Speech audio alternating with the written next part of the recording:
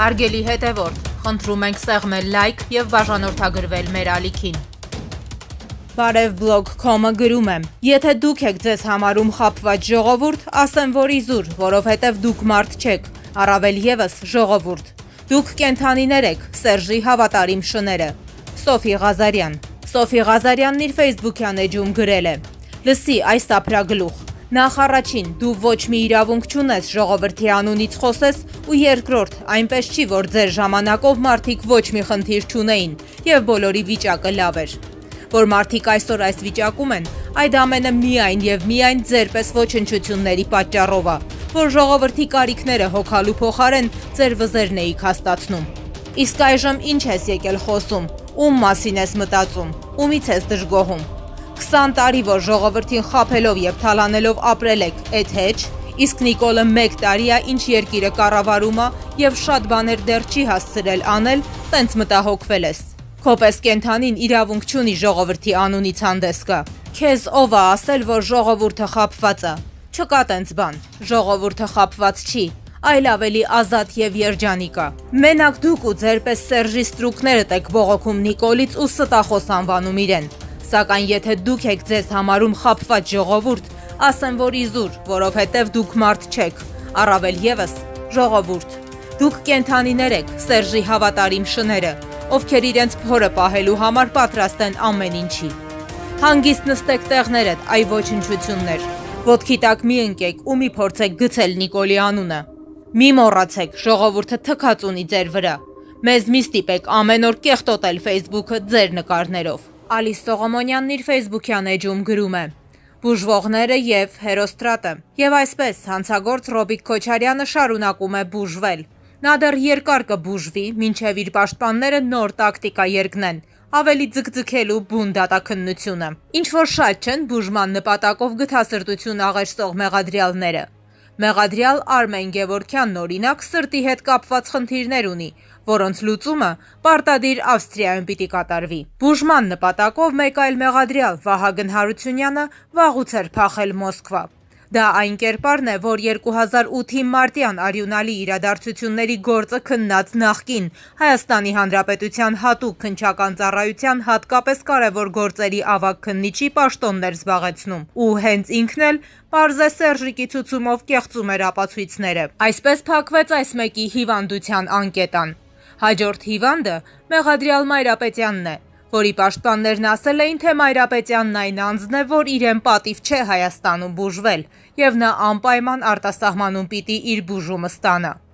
Ասացին, համոզեցին ու փախցրին։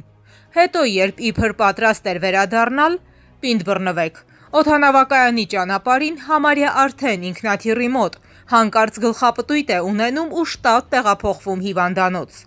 Էն հեքիաթ ասած Գյուլնաստատը հեչ բան է սրա պաշտպանների մոտ։ Ըստ Ռոբիկի փաստաբան Տխրահրճակ Ալումյանի, Ռոբիկը իրավունք ունի բուժվելու, իսկ այ դատավոր Դանի Բեկյանը իրավունք չունի։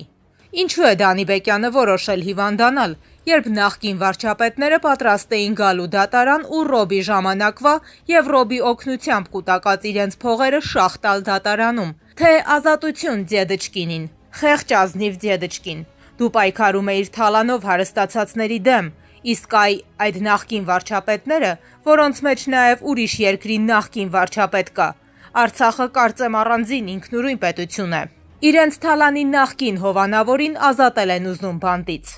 Իսկ այս ընթացքում այդ բուժման ենթակա երևակայական հիվանդ Ռոբիկը շարունակում է ազդել ոչ միայն Հայաստանում, այլև Արցախում տեղի ունեցող քաղաքական իրադարձությունների վրա։ Ազդում է հիվանդանոցի իր հարմարավետ սենյակից, հրահանգներ տալով ի Հայաստան, ի Արցախ։ Չենք հասկանում, այդ հանցագործը կալանավոր է, թե սանատորիայի ուղեգիր ունի։ Օրինակ Արցախում Ռոբի և Սերժի հովանավորյալ նախագահի թեկնածու Վիտալի Բալասանյանը, որ հայտնի է Հայաստանի նոր իշխանությունների հանդեպ իր թշնամական, իր կոշտ վերաբերմունքով, վայելում է Ռոբիկի և Սերժիկի հովանավորությունը։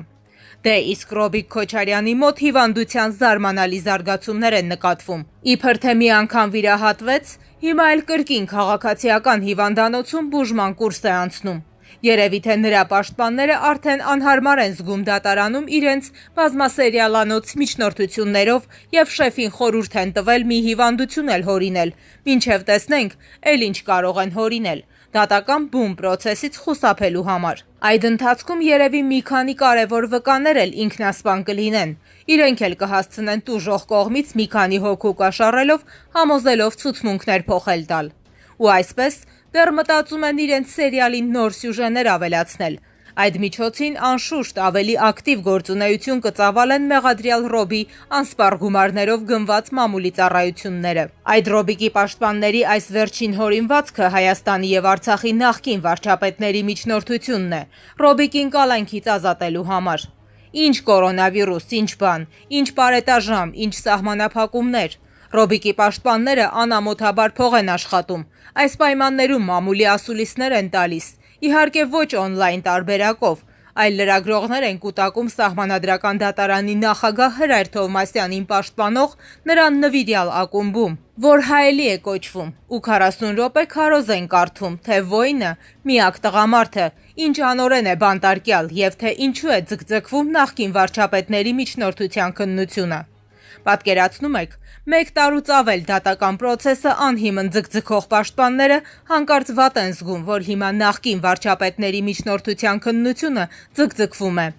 Միջնորդողներն էլ ովքեր են, Ռոբիկի ու Սերժիկի նախկին դրածոները, որոնցից ժողովուրդը հազիվ է ազատվել, և մեկն էլ Արցախից։ Այդ մարդակեր Ռոբիկի սրբապիղծ պաշտպանների ինչին է պետք, թե Հայաստանում ինչ իրավիճակ է կորոնավիրուսի պատճառով, թե այս երկրի իշխանությունն ինչ վիթխարի քայլեր է կատարում, ինչպես է օրնիբուն անձնվեր չարչարվում աղետի տարածումը կանխելու համար։ Դա Ռոբիկի հայրենադավ պաշտպանների պետքը չի, իրենցը հոնորարը չկորցնելն է, թքած Հայաստանի ներկա աղետալի վիճակի վրա։ Եվ դրանք, որ հանցագործ Ռոբիկի պաշտպաններ են կոչվում, իրենց դեռ շարունակում են հայ համարել, Հայաստանի քաղաքացի համարել։ Ամոթ, 1000 ամոթ ձեզ։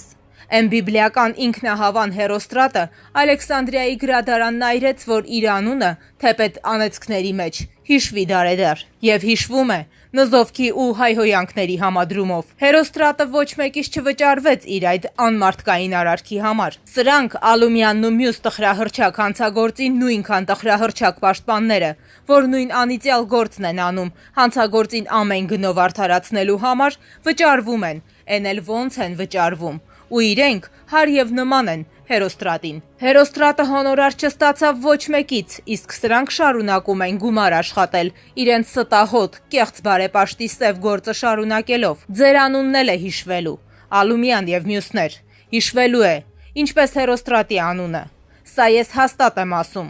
Իսկ Հայաստանն այս նեղ վիճակից դուրս կգա անպայման, վկան վարչապետի և իր թիմի նվիրյալ գործունեությունը, ժողովրդի հետ ամենօրյա կապի մեջ լինելով նրան պարզ ու որոշակի տեղեկատվություն տրամադրելը, նրա ավելացող հոգսերին սատար կանգնելը և ժողովրդից աջակցություն ստանալը։ Եվ վերջում, շարունակեք հիվանդանալ, պարոնայք հանցագործներ, պարոնայք թալանչիներ, ձեր այդ միջոցը չի կարող հավերժ գոյատևել։ Մի փորձեք ուրախանալ, թե երկրում արտակարգ դրություն հայտարարելը մոռացության կտա ձեր հանցագործությունն ու անբարոյականությունը։ Արդարության ձեռքը վաղ թե ուշ հասնելու է ձեզ, և ձեր այսօրվա թաքստոցը դառնալու է բանտախուցը։ Ժողովուրդ ջան, դու շատ աղետների ես դիմացել ու հաղթահարել, սրան էլ կդիմանաս։ Մեր երկիրը անկասկած քո հավաքական ուժով կազատվի և այդ թափթփուկներից և աղետից։ Մեր երկիրն անկասկած քո հավաքական ուժով կազատվի և այդ թափթփուկներից և աղետից։ Առաջին լրատվականը գրում է. «Սա ինքնակամ գրություն է նամակ ռուսաց թագավորին», քաղաքագետը Էդմոն Մարուքյանի դիմումի մասին։ Լուսավոր Հայաստան կուսակցության առաջնորդ Էդմոն Մարուքյանը դիմել է ԵԱՏՄ երկրների առաջնորդներին, առաջարկելով բացել սահմանները, պահպանելով կարանտինի պայմանները։ Նամակում Մարուքյանը նշում է, որ եվրոպեիզմի գաղափարի նկատմամբ վստահությունն ավելի կթուլանա այդ ճգնաժամից հետո, չէ՞ որ եվրոպական վերազգային ինստիտուտների գործողությունները գրեթե բացակայում էին։ Մարուքյանը նաև կոչ է անում ԵԱՏՄ-ի անդամ երկրների խորհրդարանականներին ակտիվացնել համատեղ աշխատանքը երկկողմանի և բազմակողմանի շփումների շրջանակում, ինչպես նաև ԵԱՏՄ-ի ինստիտուտների միջև կորոնավիրուսի համավարակի դեմ պայքարում։ Այս հայտարարությունը, եթե անգամ չգրվեր իբրև թե լիբերալ կուսակցության ներկայացուցչի, այլ գրվեր ամենապահպանողական կուսակցության ներկայացուցչի կողմից, դարձյալ անիմաստ է, որովհետև մենք հասկանում ենք, որ պանդեմիան յուրաքանչյուր լիդերի, առաջնորդի մոտ ունի գործողությունների իր ծրագիրը, եւ եթե այդ գործողությունների ծրագիրը փոխվում է, դա հաստատ չի փոխվում Հայաստանում ինչ-որ կուսակցապետի նամակի ազդեցության տակ։ Քաղաքական օրակարգում դա կլիներ առնվազն անհասկանալի։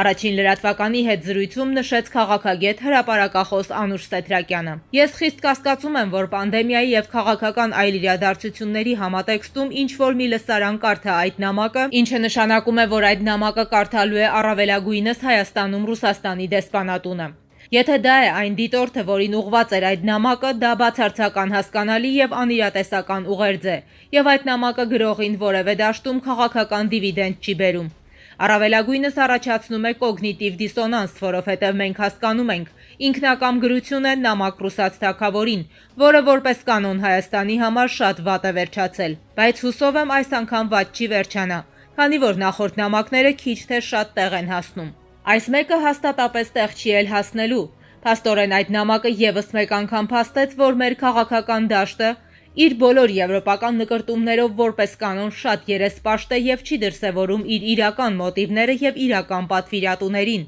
եւ նաեւ տեղեկացված չի, ասաց Սեթրակյանը։ Նրա խոսքով պետք է հասկանանք, որ այն երկու խղճուկ ինքնաթիռը, որը Ռուսաստանը որպես օգնություն ուղարկել է Եվրոպային, ի հեճուկս Իտալիայի իրականում անպիտան իրերի եւ ոչ մի բան չնշանակող ողորմության նման մի բան էր։ Եվ դա իտալացիները արդեն նշում են իրենց մամուլում։ Իրենք սպասում էին, որ Եվրոպական միությունը կգա եւ կլուծի իրենց առողջապահական կոռուպցիայի խնդիրները։ Հիմնավորումները, թե անհրաժեշտ է սահմանի բացումը, ինչպես նաեւ քաղաքացիների տեղաշարժը, հատկապես այն, որ մարդիկ չեն կարողանում գալ եւ միանալ իրենց ընտանիքներին, չեն կարողանում այնտեղ վերադառնալ, քաղաքագետը արդարացված չի համարում, որովհետեւ նրա խոսքով այս աշխարհում օրենք կա, որը հետեւյալն է, եթե դու տվյալ երկրի քաղաքացին ես, այդ երկիրը պարտավոր է քեզ ընդունել։ Իսկ եթե դու այդ երկրի քաղաքացին չես, դե կներեք։ Հիմա այն իրավիճակն է, որ փակվում են սահմանները օբյեկտիվ պատճառներով, եւ յուրաքանչյուր քաղաքացի պարտավոր է լինել իր պետության համար նեցուկ, ոչ թե բեռ։ Եվ դա վերաբերում է նաեւ քաղաքական դաշտին։ Այս նամակին Անուշ Սեթրակյանի խոսքով առավելագույնը ռուսական կողմից միայն տարակուսանք կլինի, այն էլ ներքին դաշտից։